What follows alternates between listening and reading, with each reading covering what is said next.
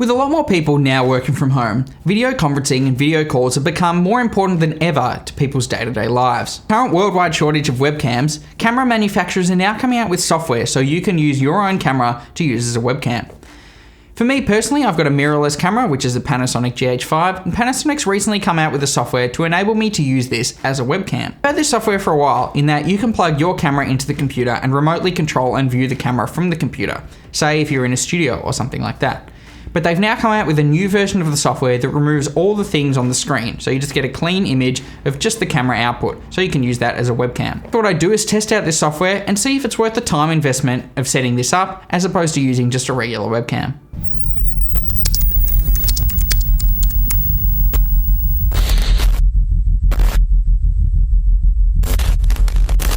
So my first step for using camera as a webcam is going to be setting up a tripod behind the desk.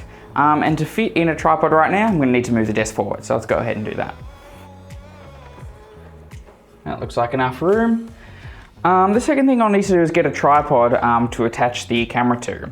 I have seen different mounts you can get that are clamped to your desk and attach a tripod to it, but I don't really have one of them, so I'm just going to use this tripod that I've had for many years. It was fairly inexpensive, and the good part is it's got this center column.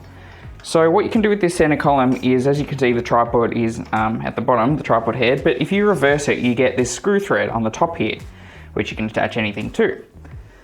And so what I got is this monopod from eBay, and fortunately this monopod had like a spike in the bottom for stabbing into grass if you wanted to stay still. But I took that spike out, basically made this hole with a drill, and that lets me just screw this right on here. It's not the most secure thing, but it holds on fairly well, especially if I tighten that down. It's not too bad, and importantly, you can go up and down. So let's go ahead and chuck that in position.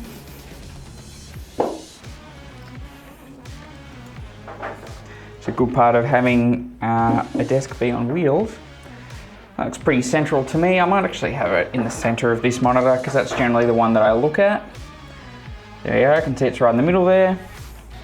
The next step is obviously to go ahead and grab the camera, so let's do that.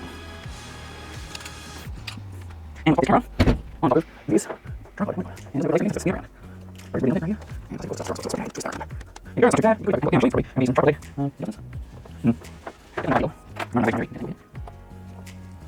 reckon that might not be too bad, especially if I change it with another lens. But let's go ahead and connect it to the computer and see how we go with that. So hopefully this view's okay. I think I probably need to get some lights on the front of my face, but it doesn't look too bad, although it's a bit wonky. So let's move the lights and get that set up a bit better.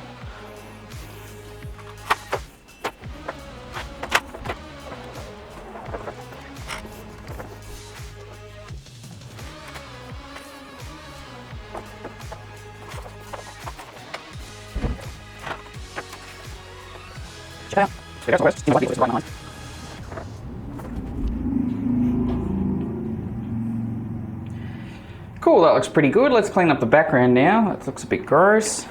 I don't need this tripod here anymore. Is it going to be in the shot? Probably, but might change lenses. Don't need this juice. Let's put that on the desk.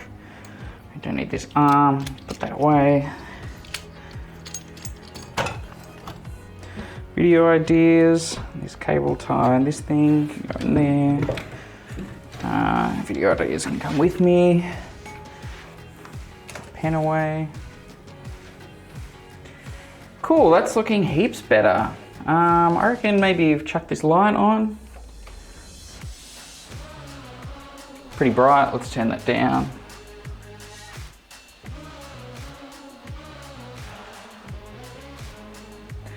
Has a little bit of color to the background, make sure I'm in focus.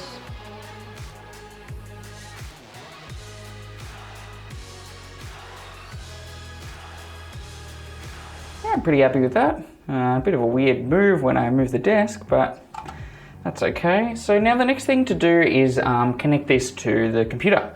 So you need a couple of different cables. For my particular, we only need one cable. For my particular camera, I need a USB-C cable. So luckily I've got one here, but I also have a MacBook Pro, and as we know, MacBook Pros don't have USB-A on them, and so I've got a USB-C to USB-A cable, so I need to adapterize that as usual.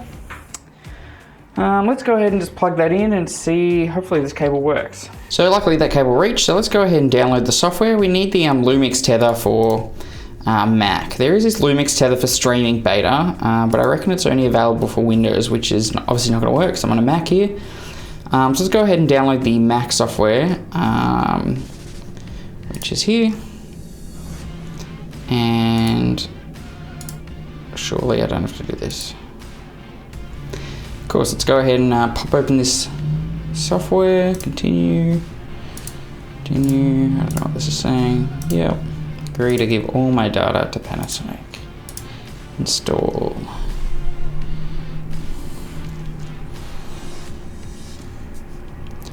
done, move to bin.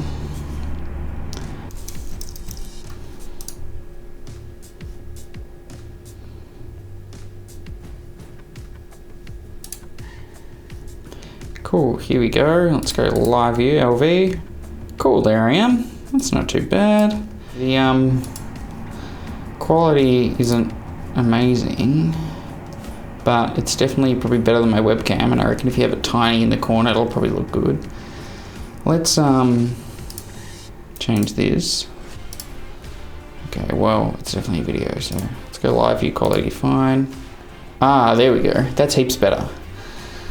Gee, you could definitely use that. All right, so the next thing we need to do is open a software like OBS. So I haven't done this for a long time. Hopefully this goes okay. And bring that over. Cool, you can see my webcam. And what we want to do is go add. And what we want to do is capture a window. So in that case, it's obviously Lumix tether is the name of it. Okay, okay. Here we go, live view, there we go, cool. Obviously we don't want that, we just want the screen, cool, okay. And then now let's, in this scene, create it just so, let's get rid of the webcam. And let's go ahead and create this just so you can see me, but not any of the interface or that little crosshairs thing. So if we do a bit of this, it's probably the best we're gonna do. What I could do is move the camera down a little bit so it's not so top centric. Let's make that a little bit bigger. It's pretty cool. So now that we've set that up, we need to actually, so I could go streaming on YouTube or Twitch or whatever if I wanted to do that, but I don't want to do that. I want to use this for like Skype or Teams or Zoom or whatever. So I'll need a virtual webcam software. Download the installer for this as well. Yeah, the package. Install, continue, install, install.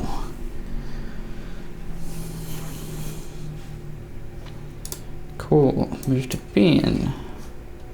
Let's restart OBS. Tools, start virtual camera. There we go, cool. Start virtual camera. That's it. Cool, there I am. So you can see, obviously looking kind of big on the, let's go landscape for this one. Here we go. Looks pretty good actually. Let's, on the phone, you can see, see if we can use a higher quality video in Zoom. It's using HD. I guess that's the best it can do. Well, looking at the camera, that definitely looks better. The one thing I do want to try though is let's use another lens. Let's go ahead and grab that one.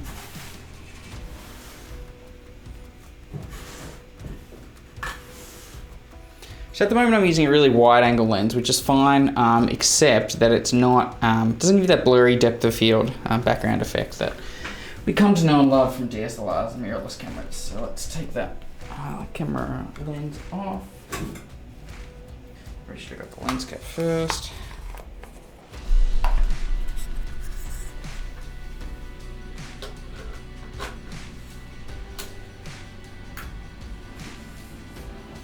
Put this one on, boom, that's very, very close. That's okay.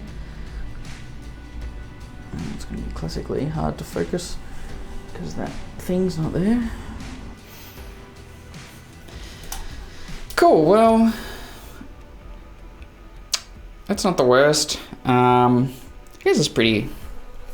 That's pretty cool, actually. Looking at my phone screen and using, be pretty cool if you had a Zoom call like this with a quality like this. I guess the wide-angle lens is probably a good option, and is a lot easier to stay in frame. And I'm having to step about a foot away from my desk here to make sure I wasn't so big. I guess I could move the webcam back. That'd probably be a solution as well.